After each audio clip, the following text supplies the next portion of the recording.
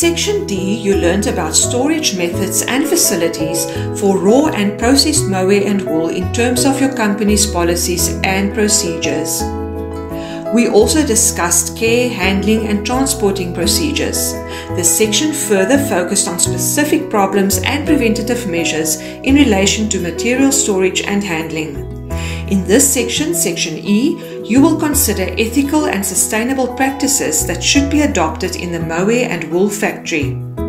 After completing this section, you will be able to explain why it is important to know about sustainable practices in the mohair and wool production environment, explain what is meant by traceability, identify and explain the 4 byproducts of the mohair and wool industry, and explain how the production of mohair and wool can help the environment instead of harming it. Before we start our discussion, it is important that we all have the same understanding of the following 2 terms. 1. Sustainable production, and 2. Ethical practices. Imagine we started cutting down trees quicker than what they could grow. In a few years' time, there won't be any trees left. In this example, it can be said that we have not acted in a way that is sustainable. If we had to practice sustainable production in our own work environment, it means that we would produce mohair and wool in such a way that we do not pollute the environment. We saved energy. We produced the mohair and wool in an economical way, and our workplaces were safe and healthy spaces to be in. Let's turn our attention to ethics. The word ethics comes from the Greek word ethos, which means habit. Ethics has to do with what is good for individuals and society. Adopting ethical practices means that we take actions to ensure that production processes are not damaging to the people who buy and use our products and to the society. It means that we have to follow specific guidelines and set standards in our workplace. These days, it is easy to obtain information on just about any topic through the internet. For example, people are able to make better choices about where to send their children to school, keeping up to date with the latest electronic gadgets and which brands are better value for money. All of this is possible because people are able to find information easily. In the same way, clients of the mohair and wool industry are gaining more knowledge of how mohair and wool is produced.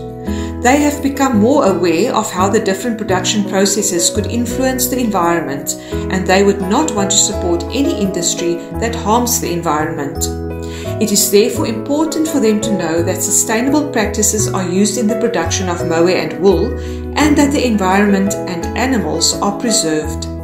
They want to know where their money is going and who the people behind the fibers and products are. The wool and mohair industry has come a long way in addressing issues relating to fair and ethical, sustainable and humane production. The industries have produced guidelines and are investigating new technologies to facilitate this transition. For example, South African growers of wool and mohair have to abide with set standards. Some of these are set out in the Responsible Wool Standard and the Responsible Mohair Standard. These standards may differ from each other, but they all provide good practice guidelines for these industries. Sustainable and ethical practices in mohair and wool production are receiving attention all over the world. In New Zealand, for example, the ZQ Wool Certification Standard promotes animal welfare, environmental sustainability, quality fibre, traceability and social responsibility. There is also Nativa in South America, who have also developed and implemented a protocol to enhance animal welfare, environmental management and socio-economic welfare of farmers and their communities. The concept of traceability is another important feature for sustainable production. Traceability is a system whereby wool and mohair can be traced back to the farm from where it comes by using bale numbers. Many farmers have welcomed the requirement of traceability and they take pride in producing their product in a fair and sustainable way. The handling of waste is very important to the natural fibers industry. Attention to this aspect of the business has a direct impact on profits. These wastes are grouped into 4 classes. namely noils, soft waste, hard waste and finishing waste. Noils are the short fibers that are separated from the long wool in the combing process. Because of their excellent condition, they are equal in quality to virgin wool. They constitute one of the major sources of waste in the industry and are reused in high-quality products. Soft waste is another high-quality material that falls out during the spinning and carding stages of production. Reusable waste such as sliver, lap bits, roving ends and pneumophile wastes are normally termed as soft waste. A roving is a long and narrow bundle of fiber. This material is usually reintroduced into the process from which it came. Yarn waste is not reusable, hence it is called hard waste. Hard waste is the waste that are generated by spinning, twisting, winding and warping. This material is considered to be of lesser value as it requires significant reprocessing. Finishing waste is the lowest grade of waste and includes a wide variety of clippings, short ends, sample runs and defects. Since this material is so varied, it requires a great deal of sorting and cleaning to retrieve that which is usable. In your participant handbook, you will read about Mohair South Africa's sustainability program and the platforms used for tracking.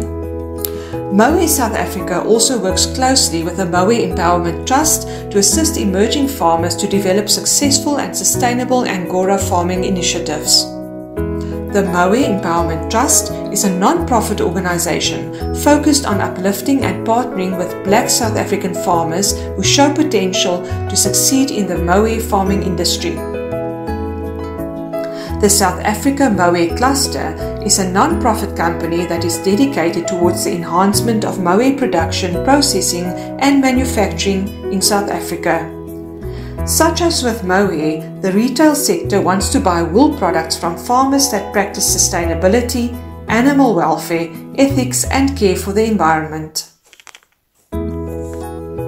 At factory level, sheared wool must be prepared, packed and offered in line with requirements of the Cape Wool's SA classing standards. The world wants a solution to plastic pollution and synthetic fibers are polluters. Like other animal-derived fibers, mohair and wool products do not have a negative impact on the environment. Unlike synthetic textiles, no carcinogenic, hormone-disrupting or organ-damaging chemicals are used in the production of wool and mohair. Apart from certain types of dyes, the production process does not introduce any toxins into the environment. Best practices and assurance protocols must be followed and maintained to ensure that firstly, our natural environment is not harmed. Secondly, to satisfy the requirements of consumers worldwide by supplying the highest quality product. And thirdly, for South Africa to remain a top producer and supplier of mohair and wool fibers to the rest of the world. In this section, we discuss the importance of sustainable practices in the mohair and wool production environment. We briefly discussed different bodies in South Africa that promote ethical and sustainable practices in the mohair and wool industries. We discovered the meaning and importance of traceability.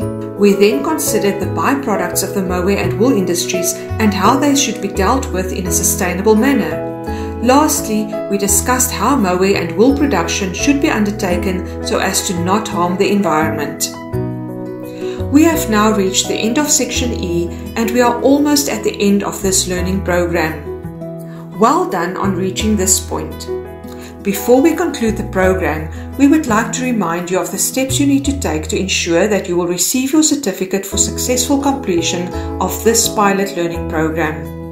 Complete tasks 10 and 11 in your workbooks. You will find the answers to these tasks by reading through Section E in the handbook. Next, you should complete task 12, where you will reflect on the whole training program. Finally, you should complete the summative assessment on page 10 of your workbook. Once you are satisfied that you have completed all of the tasks, please hand your workbook to Mr. Jongile Mazweni, who will hand it over to Siyawela for assessment. Siyawela will notify you of the outcome of the assessment, and if you are successful, you will receive your gift pack and certificate. Thank you for taking the brave step to enroll for this learning program. We trust that you have found the content enriching and useful. We wish you every success as you complete your assessment.